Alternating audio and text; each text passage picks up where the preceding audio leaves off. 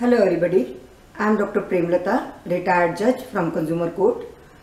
मेरा मिशन है आपको कंज्यूमर प्रोटेक्शन एक्ट के बारे में पूरी और सही जानकारी देना।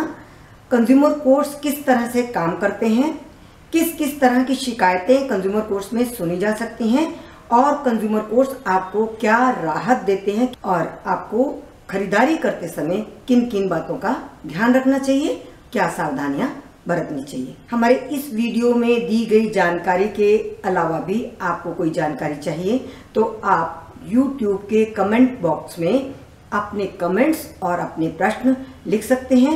हम हर रविवार को एवरी संडे लाइव चैट में आपके प्रश्न सुनते हैं और उनके डायरेक्ट जवाब देते हैं। हमारे इस चैनल को सब्सक्राइब कर लीजिए, आइकन बटन को प्रेस अवश्य करिए ताकि हमारे फ्यूचर अपलोड्स आपको ऑटोमेटिकली मिलते रहें और हम आपसे जुड़े रहें। Thank you very much.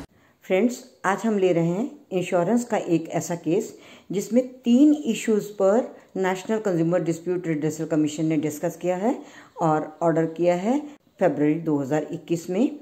ये केस था star health and allied insurance company limited versus Vineet Khanna and others. इसमें 3 इशू क्या थे, पहले हम ये जान लेते हैं। पहली बात तो ये प्रश्न उठाया गया कि विनीत खन्ना कंप्लेनेंट हो सकते हैं इस केस में या नहीं। ये मेडिक्लेम का केस था जिसमें विवेक खन्ना जो इंश्योर्ड थे उनकी डेथ का केस था। विनीत खन्ना विवेक खन्ना के ब्रदर हैं। अब प्रश्न ये हुआ कि हिंदू सक्सेशन एक्ट के अनुसार फर्स्ट कैटेगरी में जो लीगल हेयर होगा पहले तो कंज्यूमर के बिहाफ पर कंप्लेंट लगा सके। चूँकि कंज्यूमर विवेक खन्ना थे तो उनके जो भी हिंदू सक्सेशन एक्ट के अनुसार मदर, बच्चे, पत्नी उनमें से कोई हो तो वो कंप्लेनेंट बन सकता है। किंतु इस केस में विनीत खन्ना विवेक खन्ना के ब्रदर हैं। स्थिति ये थी कि इंश्योरेंस कंपनी जब ये इशू उठाती है तो उसने कोई भी ऐसा तर्क नहीं दिया जिससे ये साबित हो सके कि विवेक खन्ना का कोई और लीगल हेयर था फर्स्ट कैटेगरी में। इंसिडेंटली बात ये थी कि विवेक खन्ना की मदर इसमें नॉमिनी थी इंश्योरेंस में और उनकी डेथ थोड़े दिन पहले हो चुकी थी और जो नॉमिनी था वो एक्सपायर हो गया। उसके बाद फर्स्ट कैटेगरी में कौन उसका लीगल हेयर हो सकता है इसका कोई स्पेसिफिकेशन या कोई तर्क या कोई proof star health and allied insurance company नहीं दे सकी, इसलिए इस प्रश्न को पूरी तरह से खारिज कर दिया गया। तो ये इशू यहीं पर समाप्त हो गया। तो इस इशू के समाप्त होने के साथ हम एक बात समझ लेते हैं कि या तो नॉमिनी कंप्लेनेंट हो सकता है या फर्स्ट कैटेगरी में हिंदू सक्सेशन एक्ट की फर्स्ट कैटेगरी में कोई होता लीगल हेयर वो कंप्लेनेंट होता, और यदि वैसा नहीं है तो सेकंड कैटेगरी में भी ब्रदर कंप्लेनेंट हो सकता है। ये लॉ ले डाउन हुआ इस केस में। दूसरा इशू था प्री एग्जिस्टिंग डिजीज का। इसमें जो फैक्ट विवेक खन्ना ने सामने रखे उसके अनुसार डिजीज को at the time of taking insurance proposal form भरते समय किसी तरह की कोई डिजीज नहीं थी। किंतु जब इन्होंने क्लेम फाइल किया तो क्लेम फाइल करने के बाद डॉक्टर का एक लेटर सामने आया जिसमें डॉक्टर ने ये कहा पेशेंट पिछले 20 साल से माइल्ड मेडिकेशन पे था।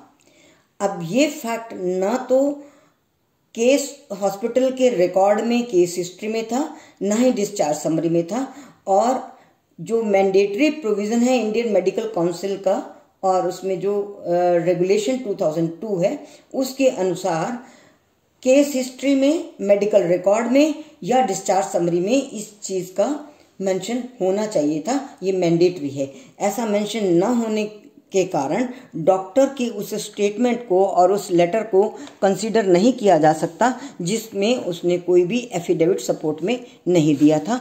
तो यहाँ पर प्री एग्जिस्टिंग का मैटर भी टर्न डाउन हो जाता है।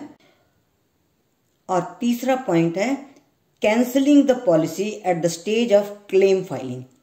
अब इस केस में जब क्लेम फाइल हुआ और क्लेम रिजेक्ट करने की स्टेज आई, उस समय इंश्योरेंस कंपनी पॉलिसी को कैंसिल करती है on the plea of pre existing disease. तो यहाँ पर कोर्ट ने ये माना कि एट दिस स्टेज, जब ये पॉलिसी 2013 में ली गई थी, रिन्यू होती गई, और फरवरी 2017 में ये पॉलिसी जब ली गई तो 2019 तक, 2 साल तक, फरवरी 2019 तक कोई क्वेश्चन नहीं उठाया गया।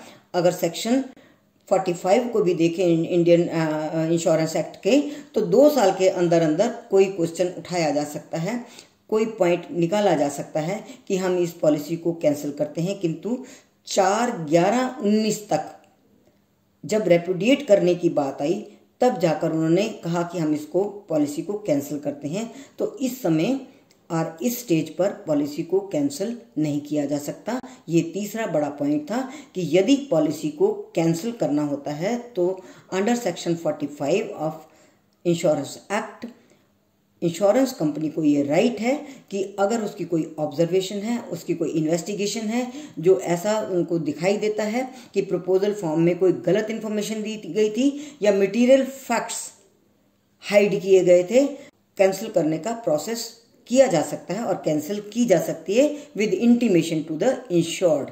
पर इस मामले में इंश्योर्ड को कोई इंटीमेशन नहीं हुई, 2 साल तक कोई एक्शन नहीं लिया गया, और जब पॉलिसी का क्लेम किया गया तो रेपुडिएट किया गया।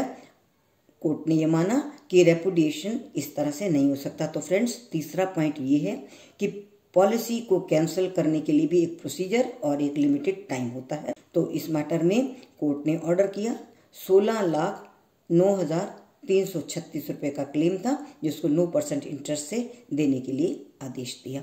तो फ्रेंड्स, इस इंश्योरेंस के केस में 3 इश्यूज को डिस्कस किया। पहला, कौन कंप्लेनेंट हो सकता है, या नॉमिनी हो सकता है, या हिंदू सक्सेशन एक्ट के अकॉर्डिंगली फर्स्ट कैटेगरी में जो लीगल हेयर हो वो हो सकता है, और अगर फर्स्ट कैटेगरी में नहीं होता तो सेकंड कैटेगरी में जो भी लीगल हेयर होगा वो कंप्लेनेंट हो सकता है। दूसरा, प्री एग्जिस्टिंग के लिए हमने मेंशन किया मैंडेटरी फॉर हॉस्पिटल्स क्या है। इंडियन मेडिकल काउंसिल के रेगुलेशन 2002 के अनुसार या तो केस हिस्ट्री में, हॉस्पिटल रिकॉर्ड में कहीं मेंशन हो कि ये पर्टिकुलर डिजीज थी, या डिस्चार्ज समरी में इसका मेंशन हो। यदि ऐसा मेंशन नहीं होता तो केवल डॉक्टर का एक लेटर जो एफिडेविट सपोर्टेड नहीं है, उसके आधार पर उसको प्री एग्जिस्टिंग नहीं माना जा सकता। और तीसरा हुआ आपका कि कब पॉलिसी को under section 45 of insurance act cancel कर सकती है इंश्योरेंस कंपनी। तो फ्रेंड्स, बने रहिए हमारे साथ। हमारे चैनल को यदि आपने सब्सक्राइब नहीं किया तो सब्सक्राइब कर लीजिए, आइकन बटन को ज़रूर दबा दीजिए ताकि हमारे फ्यूचर अपलोड्स आपको रेगुलरली मिलते रहें और हम आपके साथ बने रहें। हमारे वीडियोस को अधिक से अधिक शेयर करिए, अपने फ्रेंड्स को भी मदद करिए। हम फिर मिलेंगे इसी तरह के नए इशू के साथ। Thank you very much.